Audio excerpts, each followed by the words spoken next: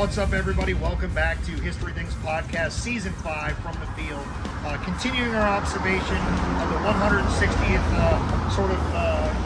March battle campaign, everything that culminates at the Battle of Monocacy Junction on July 9th, 1864. When we last left you, we were discussing Jubal Early having to make a tactical decision at Harper's Ferry. He had come to the river, the Potomac River. It was July 4th, and he is faced with an imposing defensive posture by Franz Sigel and United States forces as they are up on Maryland Heights, perhaps learning lessons from earlier in the war in 1862. Absolutely. And Jubal Early does feel that militarily he can handle that fight. He does think that he'd be able to, if he engaged, overwhelm the forces and eventually take the heights. But can he afford the time that it would take to do that? And Jubal Early's going to make the decision for himself that the answer is no. He cannot afford the time. While he might have the muscle, the speed, the lightning attack of this decision to go on Washington is everything. So he's going to move a little bit further to the north of Harper's Ferry and cross the Potomac River there, not engaging with the garrison. And at that point, Confederate cavalry goes to Hagerstown, where you have obviously caught up with us in Hagerstown. And if you haven't, go back and catch up with the actions and ongoing activity in Hagerstown on this campaign. And that's sort of going to bring us to the point where Confederates are going to start to move to the east, the infantry that is, and they're going to utilize some ground that you're familiar with here on the podcast. Matt and I love the story of 1862, specifically the Maryland campaign. So last year, and the year before, actually, 2 years ago. Man, we've been doing this a long time, but I'm forgetting our own schedule. 2 years ago, you joined us as we went through the Maryland campaign from the field. And there we talked about the gaps through South Mountain and the Braddock Mountain areas and that whole stuff. Those are the ways through the Pleasant Valley, blah, blah, blah, to get into more or less the open parts of Frederick County. So in 1864, the infantry is going to utilize all those gaps again as they begin moving into the Middletown Valley, into Middletown itself. And that's where we're catching up with Jubal Early here. I believe it's July 8th, 7th, 8th, Matt.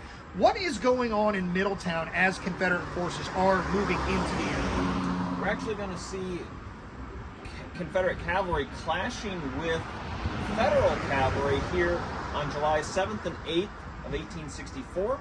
Specifically, we would have Federal cavalry from the 8th Illinois Cavalry giving ground in front of this Confederate advance, really stymieing their advance on Frederick to the point where they would actually completely deny the Confederate advance on Frederick on July 7th.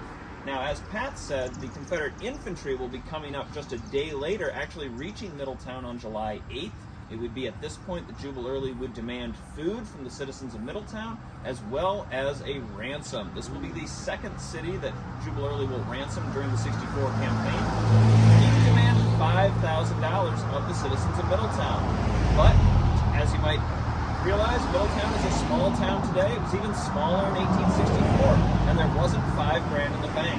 There's about $1,500. He will take that, but he'd hoped to bring in the rest of the funds from the surrounding countryside.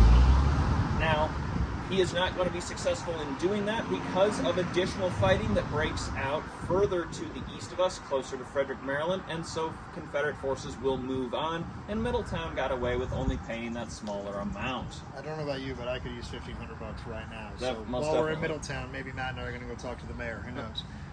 Now, what's interesting about the ransom is, and the other ransoms that we've been seeing, is that it will be the citizens themselves that will have to pay it back. They will never get any sort of federal support to pay this debt back, and there would be a ransom tax levied on the citizens of Hagerstown, Middletown, and eventually Frederick as well. How long do those taxes, just while we're here on that subject, how long do those taxes remain in effect for? How long are the citizens paying on them?